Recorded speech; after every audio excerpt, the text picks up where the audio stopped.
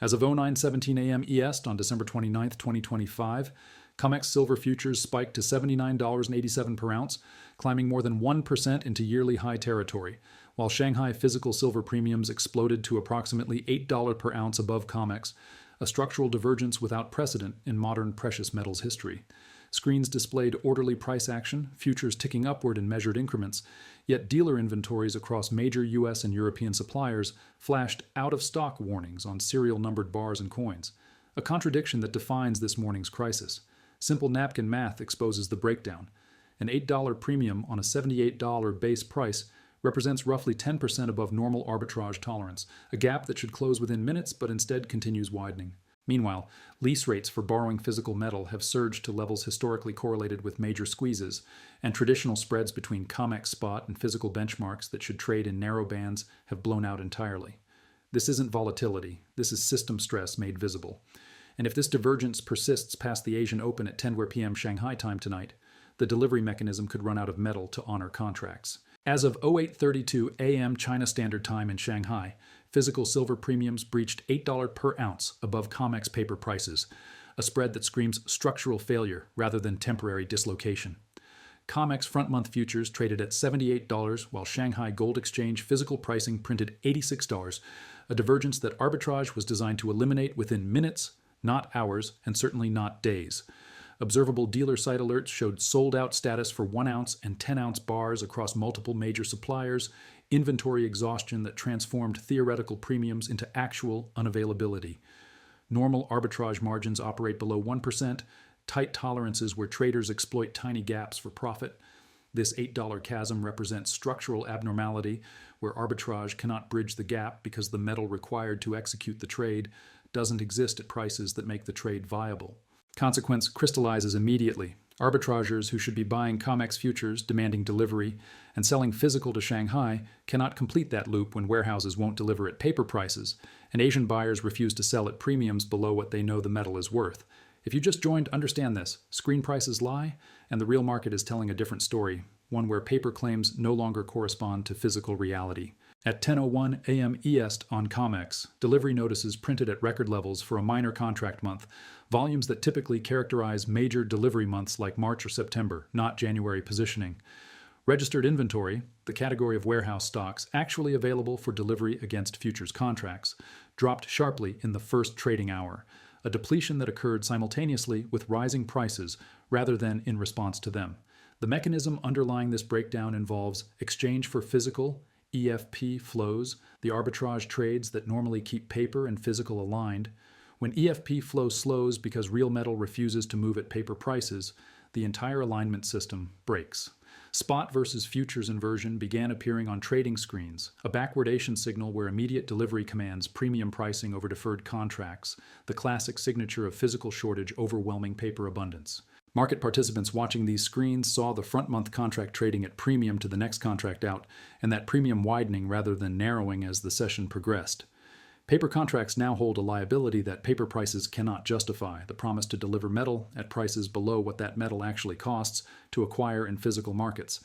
The delivery mechanism designed to allow futures settlement into physical bars is discovering that the metal backing those promises exists primarily as ledger entries rather than allocated inventory available for immediate withdrawal and shipment. Front-month futures versus spot prices inverted by 0.30, with futures trading at premium over spot, a rare backwardation condition that historically appears only during acute supply stress. The spread between spot and futures on normal trading days hovers within plus or minus $0.10, tight tolerances maintained by arbitrage activity. This 0.30 inversion represents a threefold expansion beyond normal variance. Visible volume spikes appeared on trading screens as shorts scrambled to cover positions, forced buying that accelerated the premium expansion, as each buyer discovered that acquiring physical metal to close positions required paying premiums above the futures price at which they initiated their shorts.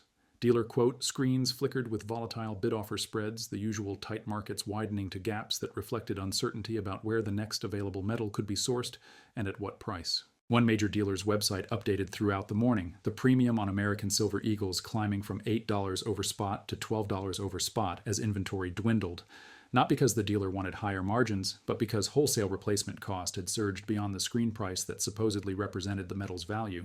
This signal, backwardation combined with widening dealer premiums and visible short covering, has historically preceded major delivery disruptions, moments when the paper market's promises exceed the physical market's capacity to fulfill those promises, forcing either dramatic price adjustments or settlement rule changes that protect the exchange at the expense of contract holders.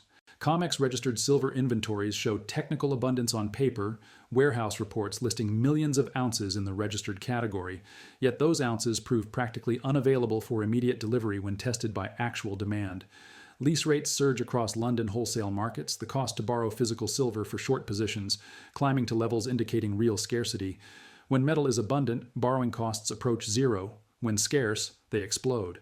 1-month silver lease rates that normally hover near 0.5% annual have spiked above 14%, with intraday readings earlier this month touching 24%, rates that make holding short positions financially punishing even before accounting for adverse price moves.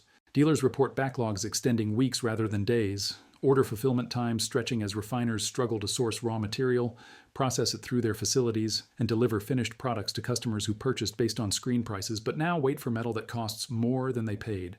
A representative quote from a major bullion dealer's website reads, "Serial numbered bars, sold out, 100-ounce bars, backorder 3 to 4 weeks, coins, limited availability, premiums subject to change."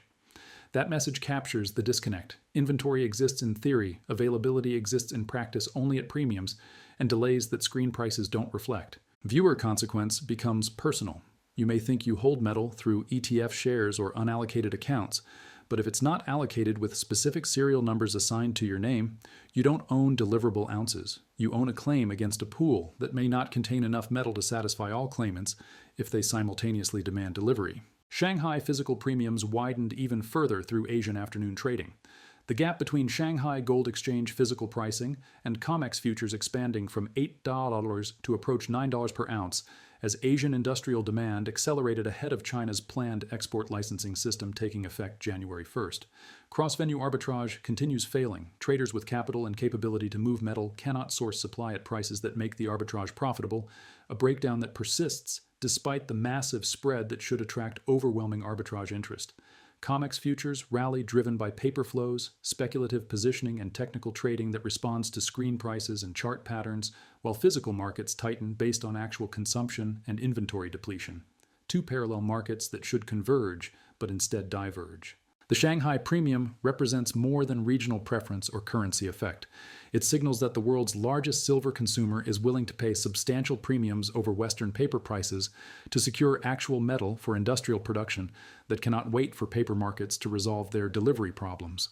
Industrial users manufacturing solar panels, electronics, and electric vehicle components need silver measured in tons, not abstract futures positions, and they're bidding physical prices to levels that reveal what metal actually costs when you need it rather than when you trade it.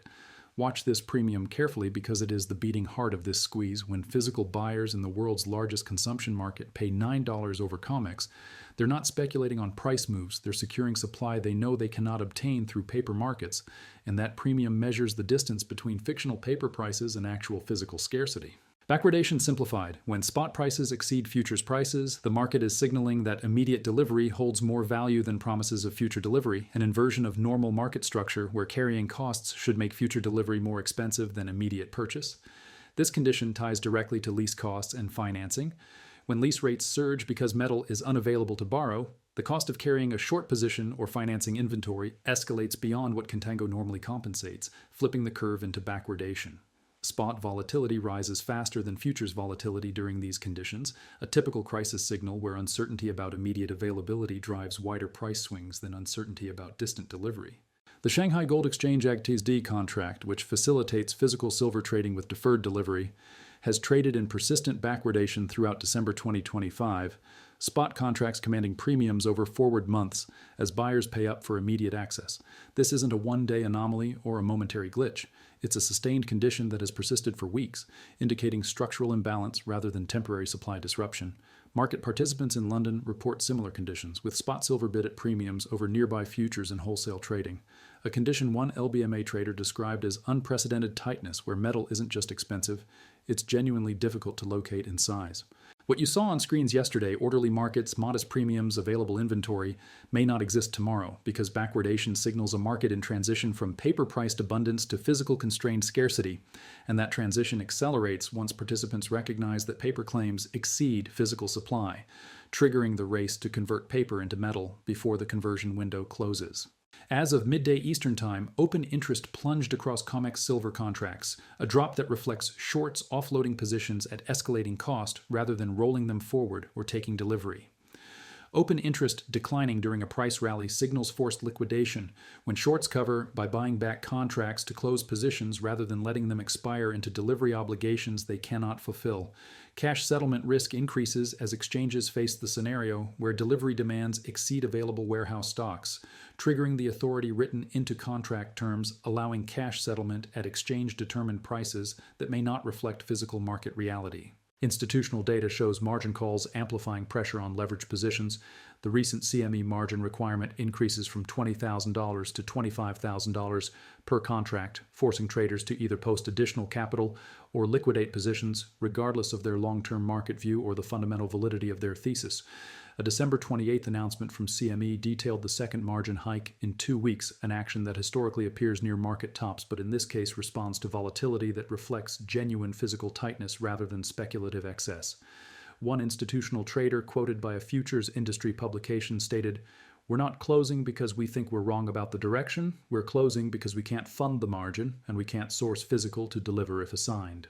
That quote captures the mechanism. This is no longer speculation about where prices might go. It's forced mechanics where market structure compels position liquidation independent of participants' fundamental analysis or market outlook, creating selling pressure that temporarily suppresses prices even as physical scarcity intensifies. Settlement mechanics create asymmetric risk between paper and physical holders, a structural danger where cash-settled positions may not reflect real metal value when divergence between paper and physical exceeds normal bounds. Scenario analysis reveals the trap. If you hold futures contracts expecting to profit from rising silver prices, but the exchange declares force majeure or mandates cash settlement, you receive payment based on a settlement price that may be dramatically below the premium physical metal commands in dealer markets. Your gain on paper evaporates against real metal because the paper gain compensated you for a price move to $80 per ounce, while physical metal simultaneously traded at $88 with premiums, and your cash settlement at $80 leaves you unable to purchase the physical metal you thought your position represented. Exchange rulebooks explicitly grant this authority. CME Group's contract specifications for silver futures include provisions allowing cash settlement in the event of force majeure or other circumstances that make physical delivery impracticable, language that protects the exchange and clearing members at the expense of contract holders who expected physical delivery or prices that reflect physical market reality. The LME nickel crisis in March 2022 provides the precedent, when prices surged from $25,000 to over $100,000 per metric ton. The exchange suspended trading and forced cash settlements that ignored the actual price at which metal traded in physical markets, protecting those who had sold contracts they couldn't deliver, while denying contract holders the market gains their position should have captured. Your position risk here isn't theoretical speculation about what might happen. It's documented exchange authority that has been exercised before and can be exercised again if delivery obligations threaten to exceed warehouse capacity or clearing member solvency.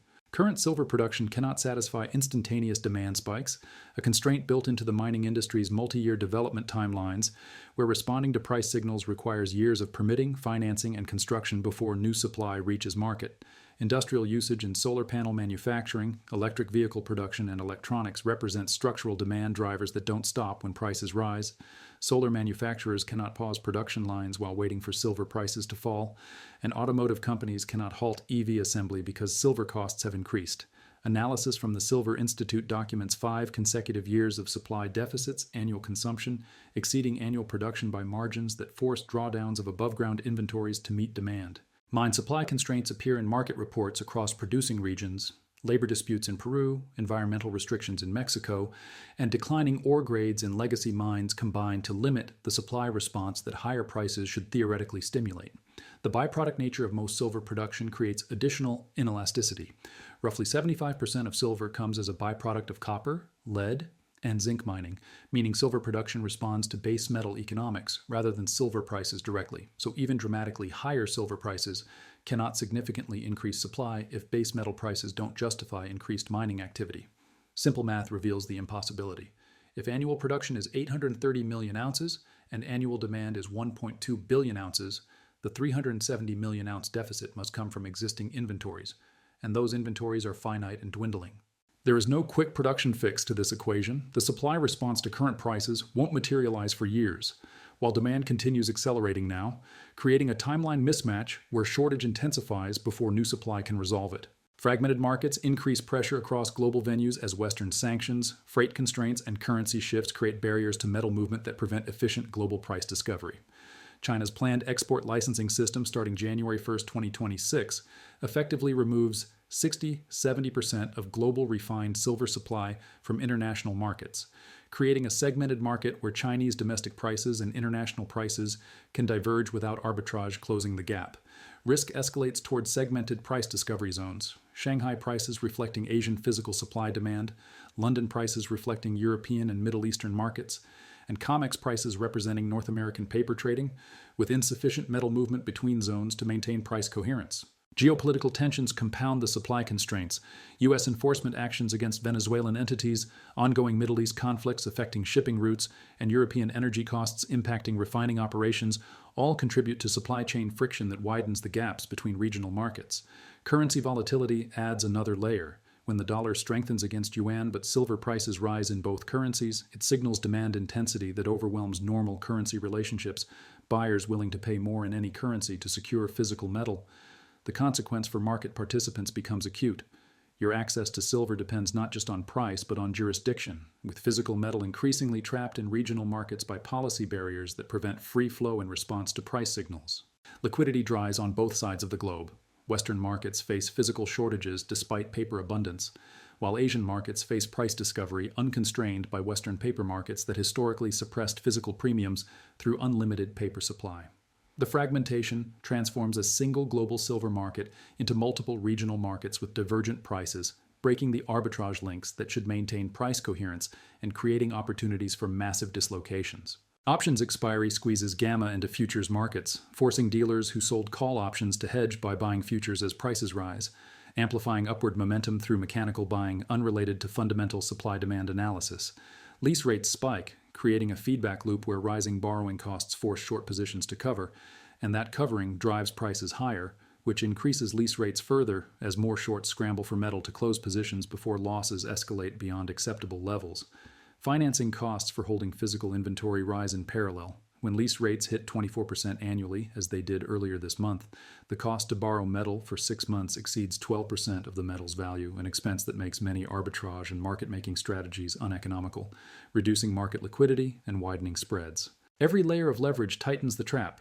Speculative longs who bought on margin, face margin calls if prices drop, shorts who sold without covering face margin calls if prices rise, and market makers who provide liquidity face both rising lease costs and widening bid-ask spreads that make their traditional role unprofitable.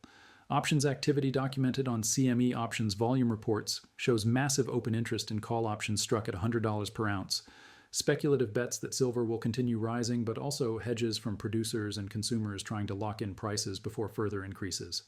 The gamma pressure from these options creates mechanical buying as dealers hedge their exposure, buying futures to offset sold calls, and that buying feeds into futures prices that drive more options buying, a reinforcing cycle that amplifies volatility and accelerates price moves beyond what fundamental supply-demand alone would generate. The system's leverage, paper claims exceeding physical supply by multiples, options leverage on top of futures leverage on top of fractional reserve warehouse structures, ensures that when pressure builds, it compounds rather than dissipates. Key numbers to watch define whether this squeeze continues or resolves. Physical premiums in Shanghai, backwardation depth in spot-to-futures spreads, lease rates in London, wholesale markets, and registered inventory levels at COMEX warehouses. If backwardation deepens beyond current levels to $5 spread between spot and near futures, delivery mechanics break entirely. At that spread width, the cost structure that makes futures markets functional collapses, forcing either cash settlement or price explosions that close the gap. Scenario consequence for position holders crystallizes. Your position could face settlement at prices far above your cost basis if you're short, or settlement at prices far below physical market value if you're long expecting delivery, either outcome imposed by exchange authority rather than by your choice. Historical patterns provide context. The 2011 silver squeeze saw 5 margin hikes in 9 days as COMEX attempted to cool speculative fervor. and those hikes succeeded in crashing prices from $49 to $26 within weeks. But that squeeze was primarily speculative rather than driven by physical shortage. The current situation differs fundamentally. Margin hikes from $20,000 to $25,000 per contract represent already elevated requirements rather than the beginning of a leverage flush, and physical tightness documented through Shanghai premiums, London lease rates, and dealer back orders suggest genuine scarcity rather than speculative excess. If physical premiums continue widening, if backwardation persists rather than resolves, if lease rates remain elevated, and if inventories continue depleting despite rising prices, then the squeeze mechanism continues operating regardless of paper market interventions. Your decision point arrives. Accept the risk of paper settlement at prices disconnected from physical reality, or secure physical delivery or allocated storage before the conversion window closes and paper claims become cash settlements at exchange-determined prices while physical metal trades at premiums. Near-term catalyst list defines the immediate triggers. Next COMEX delivery cutoff approaching within days, Asian markets opening tonight with Shanghai demand meeting new weekly positioning, ETF outflows or inflows reflecting investor decisions between paper and physical exposure, and lease rate movements signaling whether physical availability is improving or deteriorating further. Market structure remains unresolved. The Shanghai premium persists above $8 per ounce. Backwardation continues across both Shanghai and London markets, and dealer inventories show no signs of replenishment despite prices near all-time highs that should theoretically stimulate supply. The premium divergence between physical and paper that opened this morning continues unchanged through afternoon trading, arbitrage still failing to close gaps that should attract overwhelming capital if the metal existed to execute the trades. CME's margin hike effective Monday creates another pressure point, forcing position holders to either post additional capital or liquidate before the requirement takes effect, potentially triggering selling pressure that temporarily suppresses paper prices while physical premiums continue widening, further exposing the disconnect. China's export licensing system taking effect January 1st looms as the major structural shift that could accelerate fragmentation when Chinese supply becomes unavailable to international markets. The 60 to 70% of global refined silver production that China controls gets allocated domestically first, international markets last, potentially forcing Western physical prices far above Shanghai prices as scarcity intensifies in markets cut off from primary supply. Final data point for continuous monitoring. Shanghai physical premium measured against COMEX futures. The spread that captures the system's stress level, currently elevated at $8 per ounce, with no mechanism visible that closes this gap without either COMEX prices rising dramatically to match physical reality or physical premiums collapsing as new supply miraculously appears, and dealer inventories showing sold-out status suggest supply is not appearing. Shanghai premium remains elevated above $8 per ounce against COMEX futures. As Asian markets prepare to open, backwardation persists across multiple venues, signaling sustained physical stress, and dealer stocks near zero for immediate delivery. A composite signal proving the squeeze continues operating beneath surface price action, with no resolution mechanism visible that doesn't involve either dramatic paper price increases or exchange intervention through forced cash settlement.